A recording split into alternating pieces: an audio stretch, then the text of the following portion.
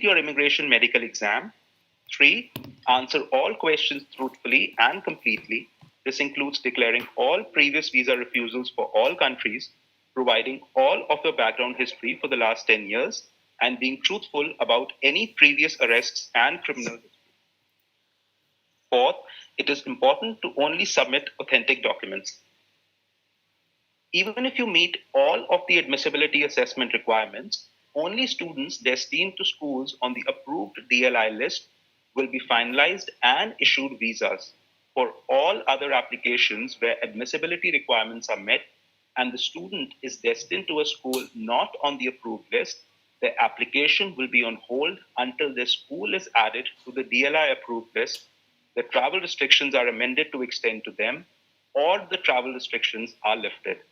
For all applications which do not meet either eligibility or admissibility requirements or both, they will immediately be refused. Now, you must comply with the study permit conditions if your in-class courses are temporarily moved to an online-only format or suspended completely because of COVID-19. For this, you must stay enrolled in your DLI and participate in your studies online if your DLI offers them. If your DLI closes permanently due to COVID-19, you have 150 days to enroll in a study program at a new DLI, or to change your status to a worker or visitor, or leave Canada. Now, many of you will have questions about working in Canada and how current changes may affect your opportunity to be employed. So why is PGWP important for many students? Work experience provides a better opportunity to gain the language skills and work experience required to apply for permanent resident status in Canada. In addition, Canada has some of the highest salary for workers. Furthermore, persons with Canadian work experience are often able to demonstrate that they have the skills, knowledge, and critical thinking required to do the job. It is worth noting that you can obtain up to a 3-year PGWP. This all depends on the length of your eligible studies. You can also complete more than one program and combine their length towards your PGWP if each program is eligible and is at least 8 months in length.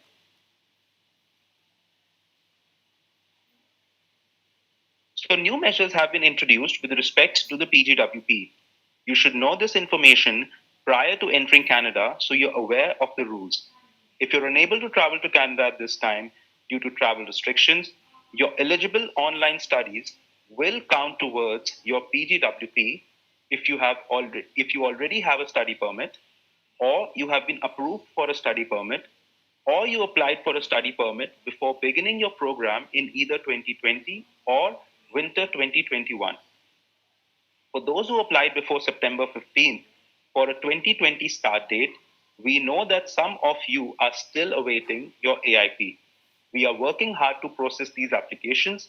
Please make sure your application is complete or it will cause delays. This may be a bit difficult to understand, so please listen carefully. Ircc wanted to provide maximum flexibility for students to be able to obtain their PGWP if they have genuinely studied at a Canadian institution, either in or outside Canada. If you fall in any of the situations listed, you can complete up to 100% of your program online while outside Canada if your program is between 8 and 12 months in length, and you started your program of study between May and September 2020. This essentially means that taking an entire one-year program online outside of Canada may qualify the entire program for a PGWP. In addition, you can complete up to 50% of one program online up until April 30, 2021, while outside Canada, if you will also eventually complete at least 50% of your program in Canada. Furthermore, you can complete up to 50% of two programs online up until April 30, 2021, while outside Canada, if you graduate from two different programs within 2 years of each other, and each program is at least 8 months in length, and at least one of the programs started between May and September 2020, and at least 50% of the combined programs is completed in Canada. This means that you could potentially complete a 1-year program outside of Canada and then take another 1-year program in Canada, and both programs will give you the maximum allowable time towards your PGWP. So this section applies to students who are already in Canada. Essentially, if a student switched to part-time studies or had to take a break in studies, for example, the spring-summer semester may have been cancelled due to the pandemic, they may still continue to work on and off campus, provided that they were previously a full-time student and already authorized to work on or off campus pre-pandemic. For off-campus work, the maximum limit is still 20 hours per week during the academic session and full-time during regular academic breaks. School closure, part-time studies, or semester cancellations due to COVID-19 do not count as regularly scheduled academic breaks. If you decide to study and work in Canada, you may then decide to make Canada your permanent home. To begin the process of applying for permanent residence, you must submit your profile in the Express Entry online system. This will show you how many comprehensive ranking system points you have based on your education, work experience, language ability, and other factors. On a regular basis, IRCC invites candidates with the most points in the Express Entry pool to apply for permanent residence through one of the many federal economic immigration programs. Having a plan to quarantine is a very important piece to the travel restrictions being relaxed for international students. Please make sure that you follow it. Not doing so could end up costing you or others COVID-19, as well as imprisonment, removal from Canada, and a fine of up to 750,000 Canadian dollars.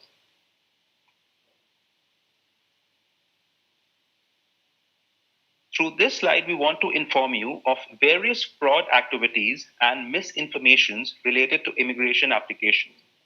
We strongly advise you to scan the QR code on the screen for more information. First, it is important to protect yourself. We always say that if it sounds too good to be true, it probably is. Please never share your personal information with unauthorized strangers. Second are fraudulent websites and scams. Websites may claim to be official Government of Canada websites. They do this to trick people into paying money to them. Third are email scams. Please note that IRCC will never send you an email from a private address like Hotmail or Gmail. IRCC addresses always end in .gc.ca or canada.ca. Fourth are telephone scams. Please note that IRCC will never ask you for any sort of payment by telephone. And last but not the least, there are unauthorized agents. We always say that you do not have to use a consultant to submit an application. However, if you choose to use one, please ensure that your representative is legally authorized to represent you. You can do this by visiting canada.ca/immigration-representative. Examples of authorized agents include members of Law Society in Canada, members of Chambre de Notaire in Quebec, and members of ICCRC, which is a regulatory body for immigration consultants in Canada. An authorized representative can provide you with valuable tips to avoid paying too much money for an immigration service, as well as what you can expect. Any paid representative must be authorized. Unpaid representatives could be family members or a trusted friend. So on this slide, you can see the many ways to connect with us. You can see on the screen the website for IRCC and the links to our social media handles on Facebook, Twitter, and YouTube. Please make sure to follow us on social media for regular updates regarding WAC's two-way courier service and additions to the DLI COVID-19 Readiness Plan approved list. So this brings us to the end of the presentation. I would now request Anandita to answer your questions. Thank you. Thank you, Shakir. Hope the information provided by Shakir was helpful, and in order to provide additional information, I will now be addressing a few frequently asked questions which we have collated from different sources. So, to begin with, just a little bit of information about the new travel exemptions for international students. To be exempt from the current travel restrictions, a student must be in possession of either an approved study permit and visa or a port of entry letter of introduction, and their designated learning institute should have a COVID 19 readiness plan approved by their province or territory. You should note that you are not supposed to travel to Canada until at most 3 weeks before the start date of your class. Coming to the questions now, I would now take up a few questions regarding the meaning of essential travel with regard to the new travel amendments and restrictions. So, what do the new updates in the travel restrictions mean for international students? As of October 20th, 2020, some DLIs are now able to reopen to international students who aren't currently in Canada and who have a study permit or have been approved for a study permit and are attending a DLI with a COVID 19 readiness plan approved by its province or territory. As a student, your travel to Canada won't be considered essential or non discretionary if your study program has been cancelled or suspended, or you're entering Canada for any reason other than to study. How do I demonstrate that my travel to Canada is essential to the airline and when I am seeking to enter Canada? You will not be required to produce any other documentation to board your flight other than your valid passport, your study permit visa, or your port of entry letter of introduction, or both. Letter confirming the start date of your classes from your DLI. Evidence of your ability to quarantine yourself for 14 days prior to studying once you land in Canada. And evidence that you have enough money to support yourself during your studies in Canada. All other students destined to DLIs not on the list, despite having reasons for not being able to complete courses online, will not be able to travel to Canada at this time. This includes students that may have previously been in Canada and were studying. So, how do I know if my school is on the approved DLI list? The list is on the IRCC website. Search for the designated learning institutions under IRCC COVID 19. That's a link for our website directly. If your DLI is not on the list, please contact your learning institute directly to find out if they have submitted a COVID 19 readiness plan and at what stage they are regarding their approval. Now, this brings us to a more important question, which is the two-stage processing available for winter 2021 start dates? The answer to this is no. The two-stage processing is only for classes that started in 2020. If you have already deferred your studies prior to receiving your approval in principle or stage 1 approval, you will fall under the regular process. This means that you will not receive an AIP letter and you must wait for your application to be approved at its final stage when we are ready to issue a visa. At this time, only applications to study at schools on the DLI approved list will be finalized to visa issuance. All other applicants must wait until either their school gets on the list of the approved DLIs or the travel restrictions are lifted. The next question is, I have not received an approval in principle and my DLI is listed to be approved with the COVID 19 readiness plan. Will I now receive stage 1 AIP and then later will it be reviewed for stage 2? The answer to this is yes. You will receive an AIP letter if you submitted your application prior to September 15th and are beginning your program in 2020. In addition, we will send you a request letter to submit your biometrics and medical exam if you have not yet provided them. Otherwise, if your biometrics and medicals have already been submitted, we will assess stage 2. If you pass stage 2 and your DLI has an approved COVID 19 readiness plan, we will send you a letter to submit your passport for visa issuance. So, what documents should you have submitted to receive an AIP? If you were applying under the student direct stream, then the documents that you were required to submit are a letter of acceptance from a DLI, your IELTS test results demonstrating a 6.0 score in each band, tuition paid for the first year, a guaranteed investment certificate for 10,000 Canadian dollars, your most recent secondary or post-secondary school transcripts, and if you are a Quebec-bound student, then a certificate of acceptance, more commonly known as a CAQ. The documents that were required to be submitted or are required to be submitted if you are applying under the general study permit processing stream are a letter of acceptance from a DLI, your IELTS, TOEFL, or PTE test results, evidence of financial ability to pay for tuition, transportation, and living expenses, your most recent secondary or post-secondary school transcripts, and if you are a Quebec-bound student, you would need a certificate of acceptance. These are the same documents which are required to make the eligibility assessment for cases that do not qualify under the two-stage processing. The next question is, what if I'm missing a few documents like medicals? Will I still qualify for SDS? So the answer to this is no. If you are not able to submit all the documents as required under the SDS stream, the officer will assess your application as a regular non-SDS application. The next question is, what do I do if I cannot submit a document within the requested time frame? Upload a letter of explanation explaining why you can't submit the required documents like your proof of enrollment, final transcripts, or anything else that you're not able to submit at this time. For example, you may not be able to get these documents because offices are closed. When we start processing your application, we'll ask for the missing documents and give you an extension to provide them, if needed.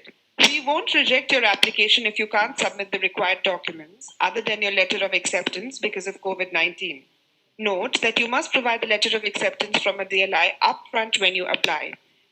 We won't process applications that are submitted without these documents. So how will you know if an approval in principle is granted to you? A letter confirming your stage 1 approval or approval in principle will be sent to your online account or email. Ensure you check both, including your junk mail folders. You may also receive an additional letter requesting you to complete the rest of your requirements, example biometrics or medicals, if you have not already done so, in order to be issued a study permit. For letters received by email, please expand the headers in order to ensure it is coming from Ircc. The next question is, if I am granted an approval in principle, may I assume that once I complete my biometrics and medicals, I will get a student visa? The answer to this is no. An approval in principle is not the same as being granted a visa. The officer will still need to establish that you meet admissibility requirements. Note that a stage 2 refusal is uncommon provided that you are truthful in your application, that you have not provided any fraudulent documents, and that you comply with any additional requests immediately. The next question is, when will my stage 2 admissibility decision be completed? Your stage 2 admissibility decision will be assessed after AIP and before visa issuance. This includes an assessment of your medical, biometrics, as well as security and criminality background questions. If your application contains all the documents required for the stage 2 assessment, it will be assessed at the same time as stage 1. Note that we will not finalize any applications for approval for students destined to DLIs not on the approved list. The next question is, will Ircc issue any co-op work permit to students upon receiving approval of a study permit in principle or a stage 1 approval? A stage 1 eligibility approval is not a guarantee that the study permit application will be approved. As a result, a co-op work permit cannot be issued before a final decision is made on a study permit application. However, this does not prevent you from beginning your co-op program while abroad. The work permit is only required for work to be done in Canada and not outside Canada. What requirements need to be completed to receive approval for stage 2 admissibility decisions? In order to conduct this assessment, you must provide biometrics, complete your immigration medical exam, answer all questions truthfully and completely. This includes declaring all previous visa refusals for all countries, providing all background history for the last 10 years, and being truthful about any previous arrests and criminal history, and submit only authentic documents. The next question is, what if my schooling starts prior to me receiving my stage 1? You can start school online prior to obtaining your approval in principle or stage 1 approval. If you receive AIP after you started school, all the time will still count towards your PGWP or postgraduate work permit, provided that you submitted your study permit application before you began your online study. The next question, which is also a question which we are asked very frequently given the current situation, is, will I receive a refund of my tuition fees if my application is refused when I am studying online in India with a DLI in Canada? DLIs are responsible for setting their refund policies. We, Ircc, cannot speak to this issue, but students are encouraged to ensure that they are familiar with the various DLI policies relevant to their situation. The next question is, when should I submit my passport for visa issuance? The visa application centers in India remain closed. In the interim, a visa application center, a 2-week courier service has been launched. We are requesting passports in stages in order to receive passports in an orderly manner. Orderly submission of passport will expedite processing of visa requests. Applicants are advised not to submit their passport unless they receive a 2-week courier instruction. Ircc will be prioritizing student applications from approved DLIs where students can travel to Canada. The next set of questions will address a lot of queries with regard to the latest travel amendments. The first question is, will my DLI have to provide me any supporting document even if they are on the list of provinces or territories approved institutes with a COVID-19 readiness plan? The answer to this will be yes. DLIs are to provide guidance regarding the requirements to travel and quarantine in Canada, including what to do should someone encounter or be affected with COVID-19. The next question is, should my institute provide an updated letter of acceptance stating that they are on the government's list of approved institutes? The answer to this is no. This is not a requirement since the list has been published and will be updated regularly. In case your DLI is not on the list, you may want to contact them to find out at what stage they are regarding their approval, as mentioned earlier. You only need to provide an updated letter of acceptance if you are deferring your studies and/or are switching DLIs. The next question is, I am eligible to travel to Canada as per the amended travel restrictions, but I still have not submitted my biometrics due to VAC closures. Is there any provision for me to travel without submitting my biometrics here in India and provide them once I land in Canada? The answer to this is no. All students must submit their biometrics in order to qualify for a visa. There are no exceptions to this rule. The next question is, my DLI is not currently on the approved list. Are there any chances of more DLIs being added?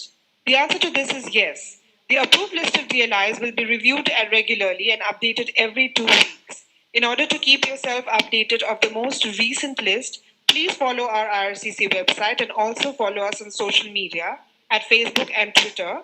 And our handle is @Canada in India. I'm sorry. My DLI is on the approved list, but my classes are still going to be online. Can I travel to Canada? The short answer to this is yes. As per the new travel amendments, irrespective of the medium of classes, whether they are physical or online, students can travel to Canada as long as they have an approved study permit and their DLI is on the provinces and territories list of approved DLIs. The next question is, will I be able to work in Canada now once I am in the country, even if my classes are online? The answer to this is yes. Once you land in Canada, you are eligible to work for up to 20 hours a week. You may also work outside of Canada if you choose to continue your studies online abroad. In this circumstance, IRCC cannot enforce the amount of hours you can work, although we do recommend you focus on your studies as a priority. The next set of questions are related to language tests.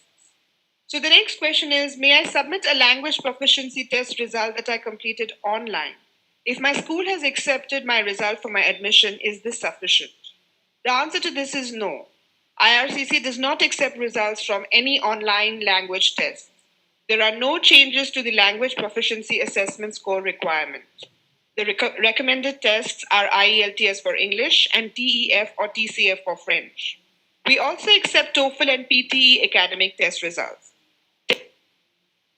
Test scores from Duolingo or any other online language test will not be accepted for any immigration application purposes, including for study permits.